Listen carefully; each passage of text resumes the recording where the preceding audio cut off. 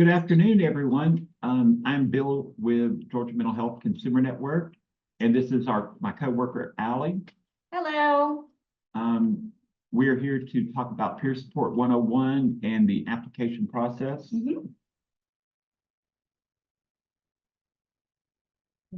Just a little overview. Thank you for joining us today. Because of the large number of participants registered for today's training, we have disabled the participant's microphone, and we will be answering questions submitted through the Zoom chat at the end of the session as time permits. Thank you for your understanding and patience. Peer Support 101 overview.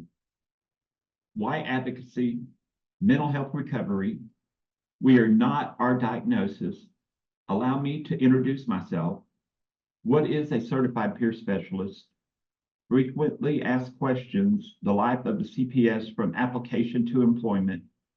The CPS application process, the nuts and bolts, and Team Georgia, our recovery-oriented system of care. We're not on mute, right? We're good. Everybody can hear us, right? Great, awesome. So our slogan as peer supporters is "There's nothing about us without us," and that's Judy Chamberlain is a famous peer, a member of what was at the time called the Psychiatric Survivor Movement, and is now called the Peer Support Movement. And it's the motto of a grassroots movement that has carried various names over the last generation, but has always revolved around a single principle: self-determination for people diagnosed with mental illness. Nothing about us without us. Georgia's definition of recovery, and the one that we here use at Georgia Mental Health Consumer Network, recovery is a deeply personal, unique, and self-determined journey through which an individual strives to reach their full potential. Persons in recovery improve their health and wellness by taking responsibility in pursuing a fulfilling and contributing life while embracing the difficulties one has faced. Recovery is not a gift from any system. Recovery is nurtured by relationships and environment, provides hope, empowerment, choices, and opportunity. Recovery belongs to the person. It is a right, and it is the responsibility of us all. Georgia's recovery guiding principles and values. It emerges from hope. Recovery is person-driven, strengths-based, independent of age, recognizes the wisdom of lived experiences, occurs via many pathways. Recovery is holistic. It is supported by peers, allies, advocates, and families, and it is nurtured through relationships and social networks. It is culturally based and influenced. Recovery is anchored in wellness. It means addressing a person's emotional health, their environmental well-being, their financial satisfaction, their intellectual creativity, their occupational pursuits, their physical activities, their social engagement, and their spiritual health. Recovery also addresses trauma. It supports self-responsibility, it empowers community, and it is based on respect. We are not our diagnosis. Person-first language. People with mental health concerns are first and foremost people. We have individual abilities, interests, needs, dreams, goals, and hopes. We are moms, dads, sons, daughters, sisters, brothers, friends, and neighbors. We're co-workers, we're students and teachers. We work in every profession. We participate in every faith. We speak every language. Our contribution enriches our communities and society where we live, work, and share our lives. Person-first language is an objective way of acknowledging and communicating information about a person without reducing that person to a diagnosis, problem, or disability. It eliminates stereotypes and generationalized by focusing on the person. In the mental health recovery movement, we focus on what's strong, not what's wrong.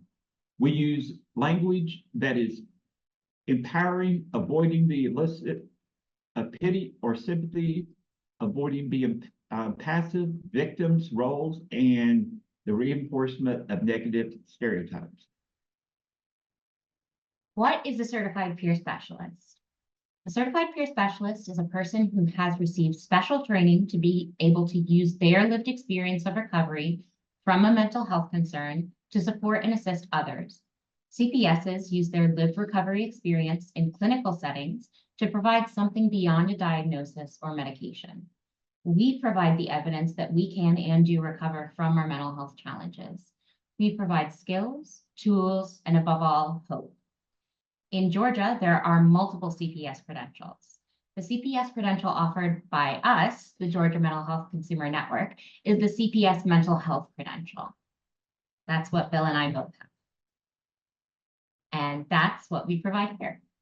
Certified peer specialists provide peer support as part of the Georgia Behavioral Health Service System, where we promote self-determination, personal responsibility, and the empowerment inherent in self-directed recovery and wellness.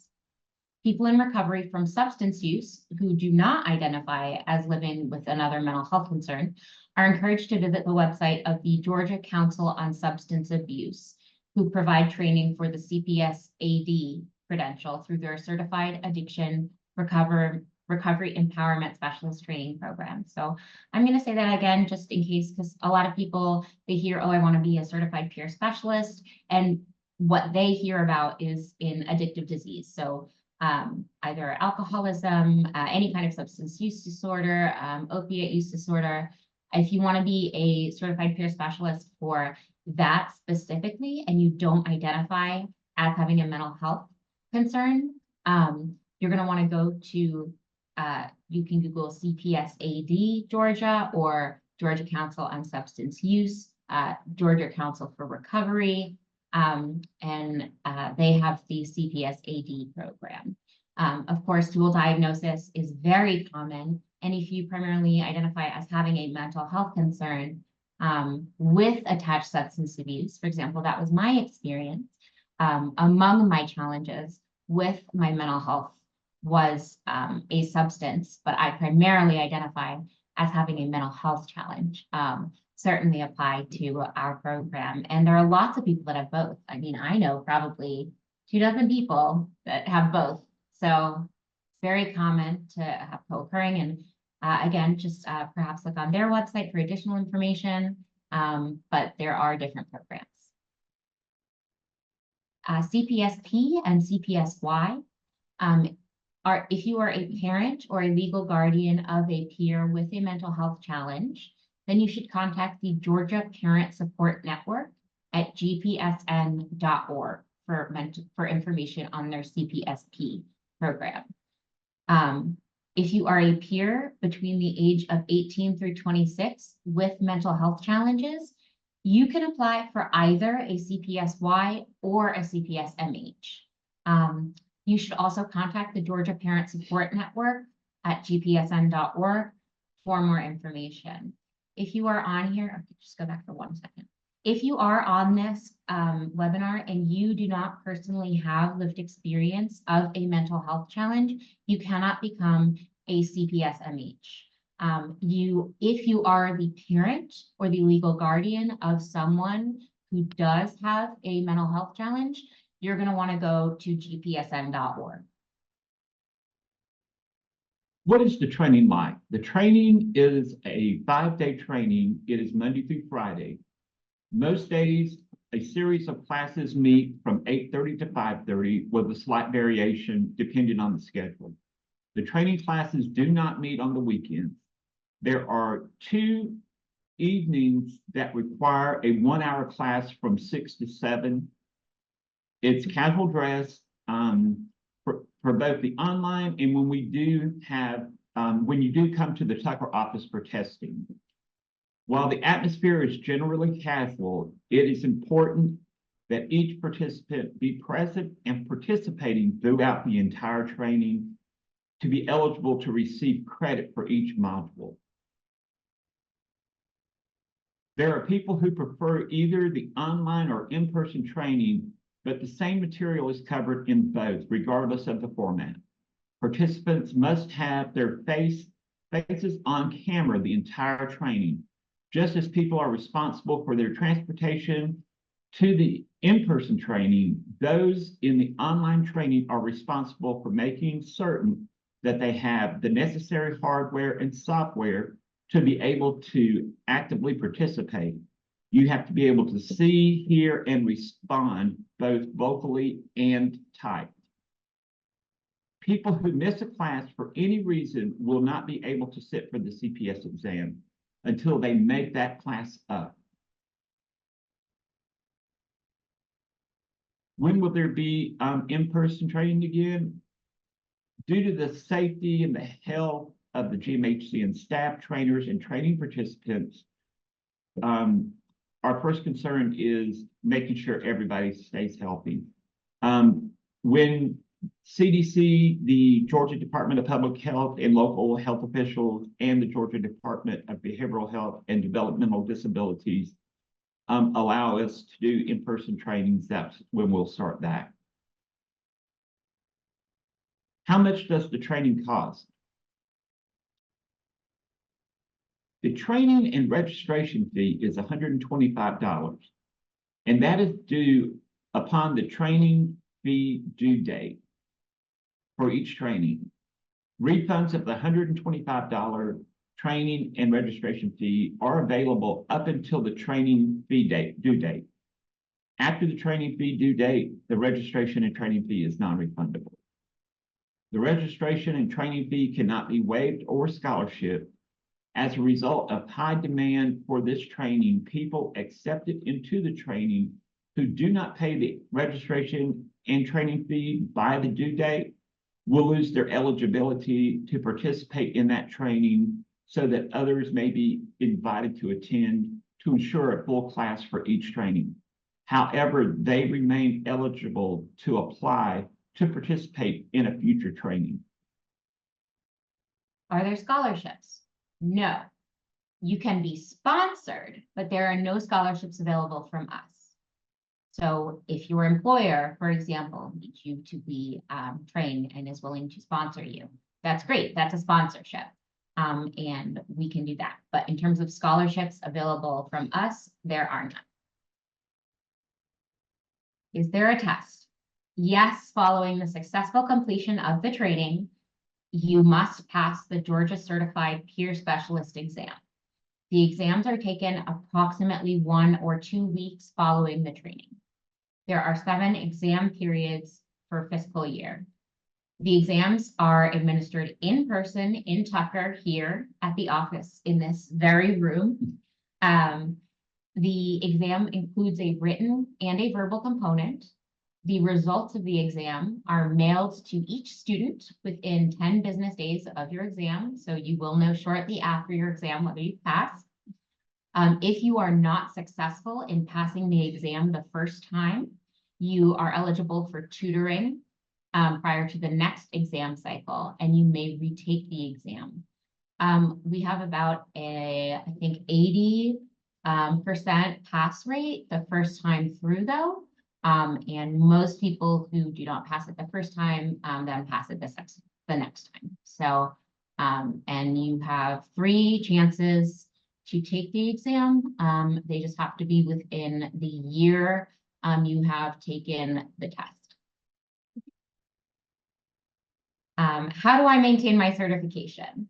This is actually Phil's area. Phil is our certified, continuing education coordinator. So after you complete your CPS examination, you are required to complete and submit documentation of a minimum of 12 continuing education units each calendar year. There are many opportunities to obtain continuing education units through workshops, webinars, and conferences. And the webinars are free. They are available on all sorts of different websites, and we have them listed on our website if you are interested. It is also important for CPSs to update their contact information with the CPS project. As with most credentials, the requirements for maintaining CPS MH credential might change over time, and it's important that we know how to contact all of you. What is the best way to contact us? sending a single email to cpsproject@gmhcn.org with all the information necessary to respond to your question or concern is the best way to receive a response quickly. So give us the specifics and ask us a specific question, and we will get right back to you. If you give us kind of a vague, open-ended question, that might take us a little longer to get back to. And we are frequently engaged with testing or training, but one of us is always monitoring the email address. And so we'll make sure that we respond to your email as quickly as possible. As application and training deadlines approach, we get a lot more emails. So the ability we have to respond in a timely manner does decrease. We will try our best to answer your email as quickly as possible, but the earlier you send us an email, the earlier you call us, the better we are able to answer your question. And the more specific you can make it, the better. Go ahead. Through each step of the application process, it is important to remember that the Certified Peer Specialist Project is a workforce development initiative of the state of Georgia. The staff and volunteers who will be scoring each part of the application will be looking for candidates who are best prepared to enter Georgia's behavioral health provider network and support diverse mental health peers in identifying and achieving peers' personal goals by sharing their lived experience and supporting peers in developing skills and tools to achieve and maintain long-term recovery and wellness. The qualifications. Number one, candidates must be willing to identify as a person living with a mental health condition and will be willing to use their lived experience to support others in their recovery. Number two, applicants must have at least a high school diploma or a GED and may be required to provide documentation. Number three, must be well-grounded in recovery with at least 1 year working towards wellness and recovery. Number four, strong reading, comprehension, and written communication skills as indicated by answers on the application. Number five, ideally applicants will have demonstrated experience with leadership, advocacy, or governance. The tier system. Applicants are reviewed and accepted in the following order. So tier one, the applicant is currently working and is required by his or her hiring agency to be certified. So this example would be somebody who is, for example, working for a community service board.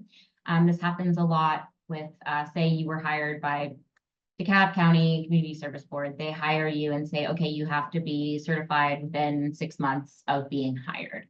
So that's an example of that. Tier two, the applicant has received an offer of employment by their hiring agency upon successful completion of training and certification.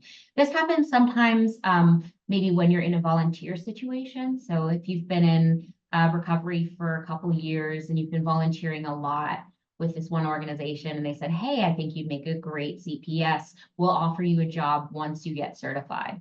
If you have that on paper in writing, a job offer on that letterhead, you get that, and that makes you a tier two applicant. A tier three applicant is everybody else. So I was a tier three applicant. I did not have a job offer, but I was really, really interested in working as a CPS, and that's just everybody else. So the one thing is, even if you think you're a tier one or a tier two applicant, if you don't have that piece of paper on company letterhead, it doesn't matter. You're just a tier three. So you need the documentation. If you are a tier one, if you work for a community service board, if you work for a hospital, if you work for the government, if you don't provide us documentation, we don't know that, right? You can say, oh, I need this, but there's no way for us to verify that. So unless you give us that document and unless you attach that in the job form, we can't give you those points, right? So you need to attach the documentation. You have no idea how many people will call us and say, why didn't I get in? I need this for my job. And we're like, well, how, you didn't give us any documentation saying that. So you really, I cannot emphasize this enough. You need that documentation. So get it on letterhead, ask your boss, ask your CEO, whoever it is. And it's not a letter of recommendation. We are not looking for letters of, oh my gosh, this is the most wonderful person. He would be a great coworker. No, we're asking for this person. We are offering them a job once they pass the test, or this person needs this certification in order to do their job. Anything else? Okay, yeah. Currently, there are 7 trainings per year. They'll all occur on Zoom until further notice. When there's not a health crisis, CPS trainings happen in all sorts of locations in Georgia. Dates are posted to and updated on our gmhcn.org website. Where you're going to go is there's a tab that says CPS, and you take your mouse and go to CPS application schedule, CPS training schedule. Click on that, and that's where all of our dates are. Okay, if you want to sign up for our email list, you go to the very bottom of the gmhcn.org page and click sign up for our email list. You get a notification that way. Another great way to get notifications is by signing up for our Facebook account.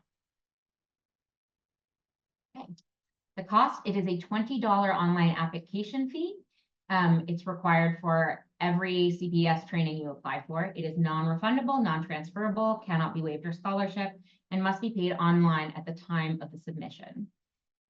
So please be sure that your application is ready to submit and that you will be able to attend the training if selected to attend. So if I know that I'm not going to be able to attend this training, which is April 29th to May 3rd, don't spend $20 on an application for it. If you say, I know that I'm not going to be able to go to this training, don't apply for it. Even if you're like, well, I'll only be able to miss 3 hours of this training. That's 3 sessions that you're going to miss. Don't apply for this training. Wait for the one that you are able to attend, okay? All right. The process. There are 2 basic components to the CPS application process: a written application and a Zoom interview. The written application is available online only, and it typically is available between 7 and 14 days. The highest scoring applicants from the written component are invited back by email to participate in a Zoom interview, and those not selected for an interview are notified by email that they were not selected. We only accept 90 applications. So the application period is open for 10 days, but once we reach 90 applications, it's turned off. The Zoom interview process lasts about a week. The email applicants receive a direct email to the website where they will be able to schedule a time and date for the Zoom interview. Zoom interviews are conducted in groups of approximately 5 to 7 people and last approximately 90 minutes. The CPS staff conduct and score the interviews. Within 7 to 10 business days, the 35 highest scores are notified by email that they have been selected to participate in the training, and the lower scoring applicants are notified via email that they have not been selected to participate in the training.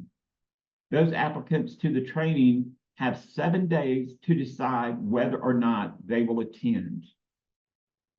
So we only accept 90 applications. Only 60 are picked to go to a Zoom interview. And out of that 60, 35 are picked to go to training. This is a very competitive process. We always suggest, please take your time, have somebody look over it, ask for advice. If you have a question about one of the questions on the application, call us. We'll see how we can help you. Again, we only accept 90 applications. It is recommended that applicants thoroughly and completely fill out the online application, as the quality and the content of the application will determine who is selected for the Zoom interview. If you do not answer a question and you just put no or NA, you completely lost those points. So you won't get graded on that. So try to answer the question fully, but without providing information that does not directly speak to what the question is asking. So they're going to be, what is it, 12 or 13 questions approximately. They're not the same every time, but when you're reading the question, answer the question that we're asking, not the question that you think we're asking. Just read what we're asking and don't answer a question that's not there.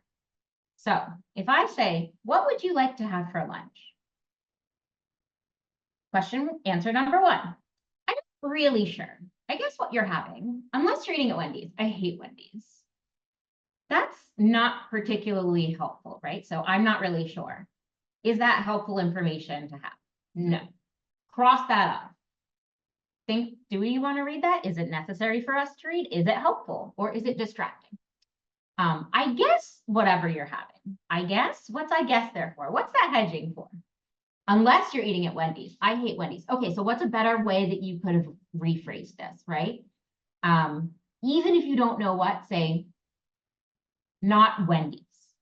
That would have been 2-word answer, and that would have said exactly the same thing, right? All right, answer number 2. Oh my God, I'm still so full from last night. We ate at Mom's and she made fried chicken, and then I was up all night watching Golden Girls and eating ice cream. So something light, maybe a salad.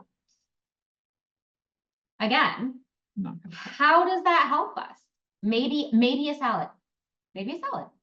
Something light.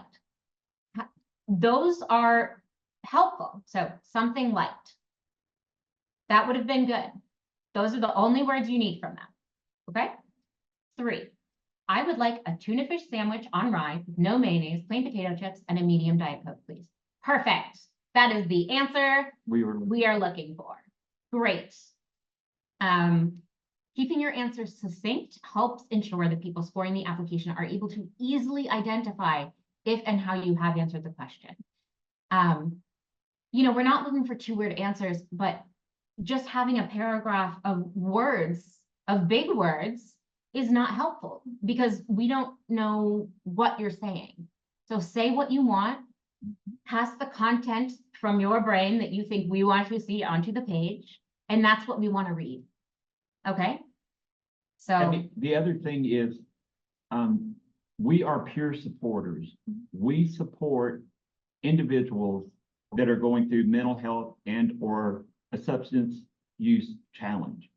We're not counselors, we're not therapists, we're not doctors, and we don't act like we are. So sometimes we get applications and the answer is a clinical term, and we don't do clinical here.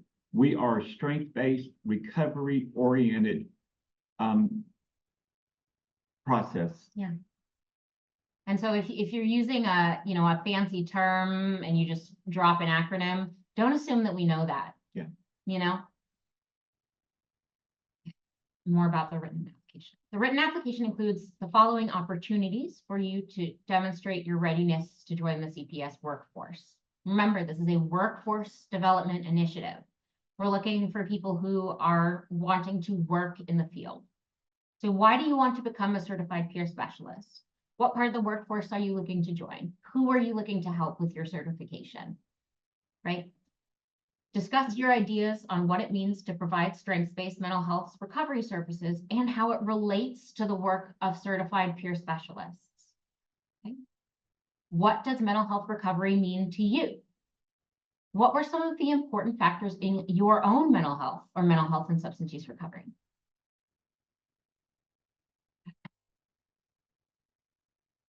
Describe a turning point in your mental health and substance use recovery where you felt empowered to take responsibility for your own recovery choices and your life decisions.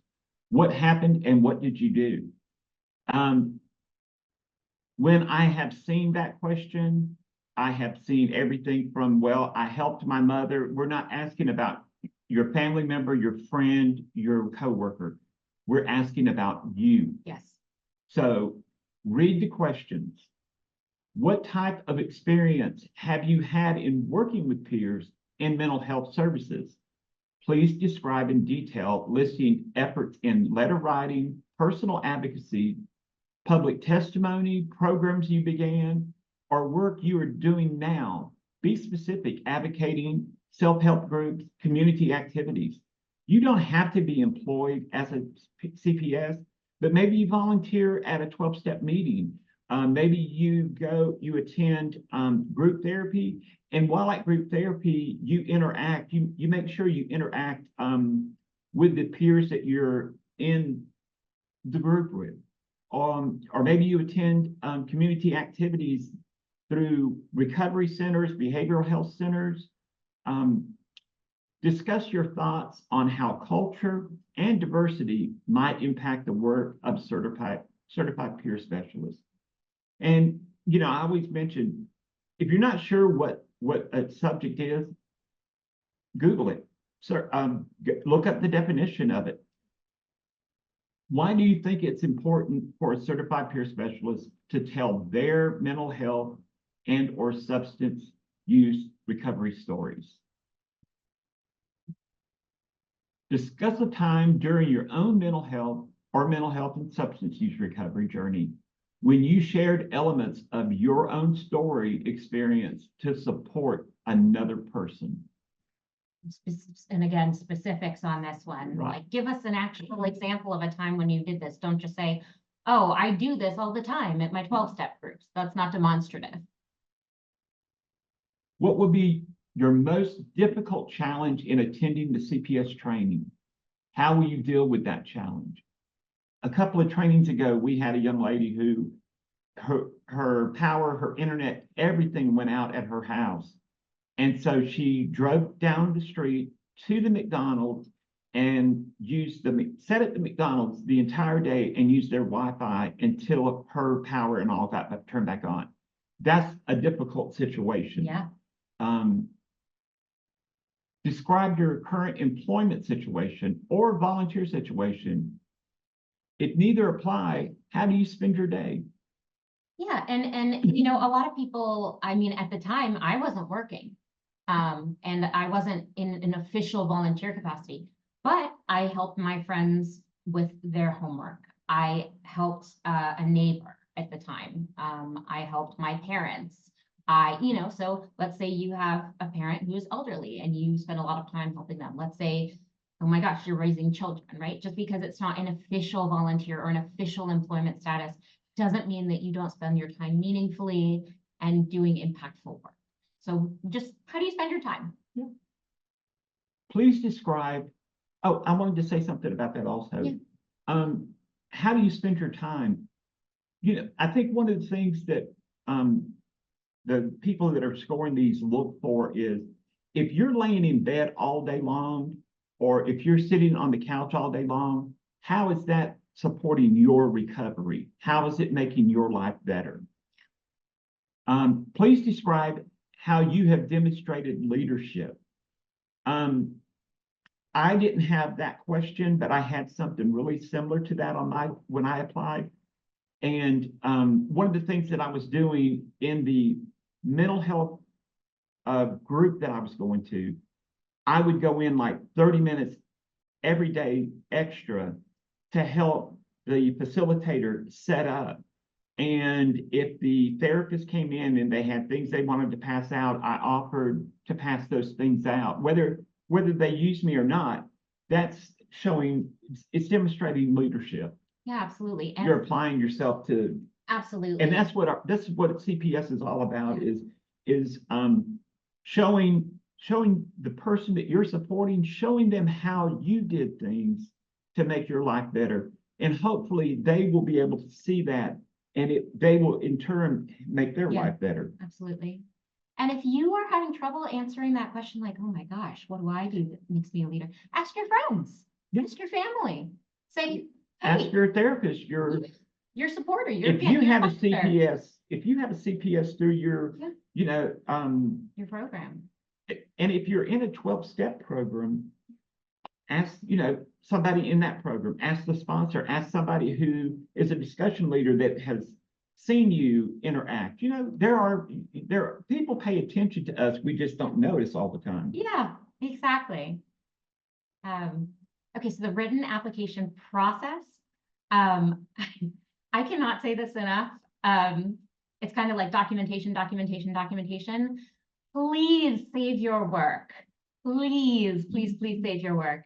It is strongly recommended that you complete your answers to each question in a separate document, like Microsoft Word or a Google Doc, or an email to yourself that you can save and keep. The JotForm website, it's not perfect. And the power company Yeah. is not perfect. Yes. Nor is your internet Internet. connection. Your internet connection, I mean, my internet connection at home is real wonky and it just sometimes reloads And then every you 10 lose minutes. everything. You lose everything. So even if you handwrite it on a piece of paper, Right. just so you don't have to rethink that question again and redo the work, that, you know, hopefully make it simpler on you, because there's all Always. kind of stuff. AT&T was down just recently. Yeah, And my sister had gone to get her hair and her nails done, and they couldn't even take credit cards. yeah. She had to go get cash and come back. It was, you know. It happens to everybody. Yeah. So it's just better to be safe than sorry. So take a look at the questions and then answer them in Microsoft Word, a Google Doc, an email to yourself. And I think The other important thing Yeah. is when you submit your application, Mhm. once it's submitted, you are going to get an email from us saying your application was successfully submitted, and you will have a copy of everything on that application. And at the bottom, it will show that you paid your $20, so you have a receipt. If you don't get that email within 10 minutes, 15 minutes, something went wrong. Call us. Call us. And that way, since you've had your work saved, not a big deal. You just go back on JotForm, you copy and paste those answers in there, and you resubmit. But if you didn't save your work, Then you have to rethink about it. yeah, you have to do the whole thing again. So really can't say that enough. And that last one. Oh. We say the early application doesn't increase your chance. It doesn't. We don't, There's no extra point for the right, first there's no submission. extra points but it's important to get it in a very timely manner. But make sure that you read and reread, and I even had my sponsor read my application to make sure it looked good, and to make sure I put down the things that needed to be on the application. Yeah. So remember, we're only accepting the first 90, or we're going to keep it open until we get 90, basically. And that, sometimes we don't get 90 applications. I remember. And it's the Depends. whole 10 days. Yeah. So it's not like we get 90 in 1 or 2 days, because we don't. We don't. So I think last December we got like 84 or something like that. So sometimes we don't reach that 90. So it's whichever happens first, the 10 days, or sorry, Yeah. the 8 days this time, Right. or the 90 that we receive. And so be timely, but be thorough. Yeah, be thorough. The other thing is we're only open Monday through Friday from 9 a.m. to 5 p.m. So if you have a question, you need to call us during that time frame. Because if you do it afterwards, then you have to wait until the next day and somebody comes in. So if you have questions about the application or something, give us a call during our normal business hours. Yeah, like tomorrow would be a great day. It's opening at noon, I believe. Yeah. So just open it, take a look at it, maybe start your Google Doc or your Microsoft or your email to yourself, copy and paste those questions over. And if you have any questions, give us a call, because we will be here tomorrow. Yeah. And one suggestion that a peer had given us they read every question. And then they took a piece of paper and a pad and they wrote down what they, just like one sentence about what they thought would be a good answer. And then they went back and they filled in, whatever the story or the situation was. Yeah. Oh, the Zoom interview. Okay, so like Bill said, we take up to 90 written applications, and then we invite 60 people to a Zoom interview. And that assesses your ability to provide peer support in a dynamic environment. You'll be given an opportunity to highlight your unique strengths, and it will be conducted in a group of about 6 people, 5 to 7 people. It's over Zoom, so it's going to be in an environment similar to the training. It's going to be with other people, again, similar to the training. So, and we're going to assign the Zoom interview with Sign Up Genius. I'm not sure if any of you are familiar with that site, but one important thing to note is all of our methods of contacting you are through the email address that you put into JobForm. So when you enter your email address and it says preferred email address, please check to make sure that doesn't have any typos. And please make sure that that is an email address that you can get into. We have had people in the past say, well, you didn't send me an email. And I'm like, no, we sent you an email. And they're like, oh, well, I don't check that email. And I'm like, we didn't know that. How are we supposed to know that, right? I'm not a mind reader. So make sure it's the email that you check and that it doesn't have typos. Georgia is a recognized leader in the national peer recovery movement, including the pioneering work with Georgia, the CPS Mental Health, CPS AD, and Whole Health Wellness Coach. One of the reasons for our success as state is our collaboration. Georgia Mental Health Consumer Network, the Georgia Council for Substance Abuse, the Georgia Parent Support Network, and the Department of Behavioral Health and Developmental Disability work together collaboratively in affirming and positive relationship not seen in most, if any, other states. Georgia was the first state to have a CPS program.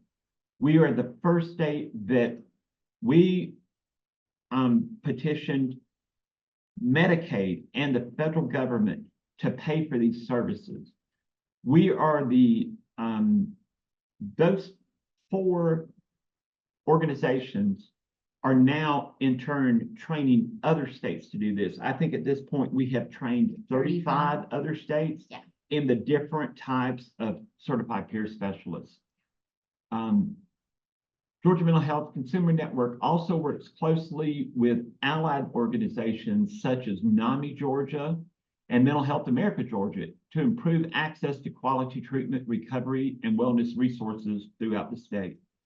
NAMI and Mental Health America are in all states, and they're in many of the major cities, and they are very large organizations that provide peer support. They have groups, they have trainings, they have all types of things that will help you as a certified peer specialist or just as a peer. Yeah, great resources. Great resources. Our work through organizations such as the Behavioral Health Services Coalition, the Behavioral Health Planning and Advisory Council, and the Georgia Mental Health Policy Partnership create impact at the policy level that touches every community and state. All of these different organizations advocate for peers to get more funding from the federal government and from the state governments and the local governments. They provide a voice to people who don't have a voice. Yeah. And I don't know if y'all have been on our website, but we have respite centers in 5 communities. Let's see if I can get them. We have one in Decatur, we have one in Cartersville, we have one in Cleveland, we have one in Augusta, and we have one in Moultrie. So, and those are all throughout the state. Yeah. And so those are free. You can go to them from 9 a.m. to 5 p.m.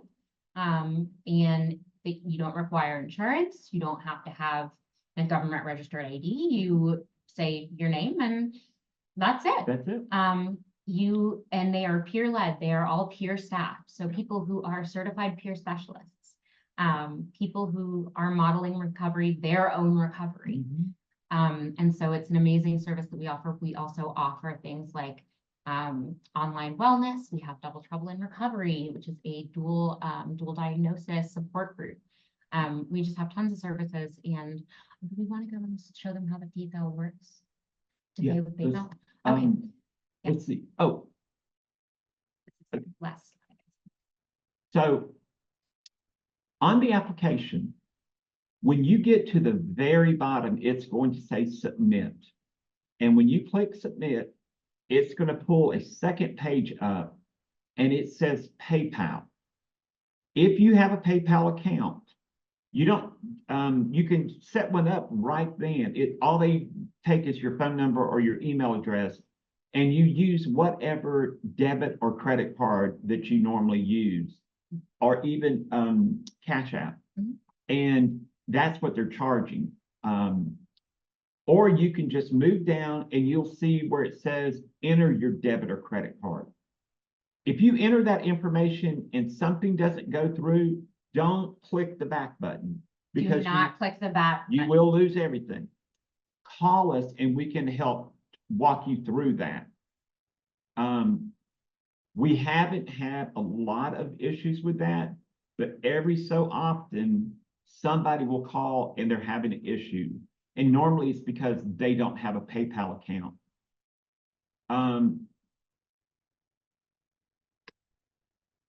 Let's see.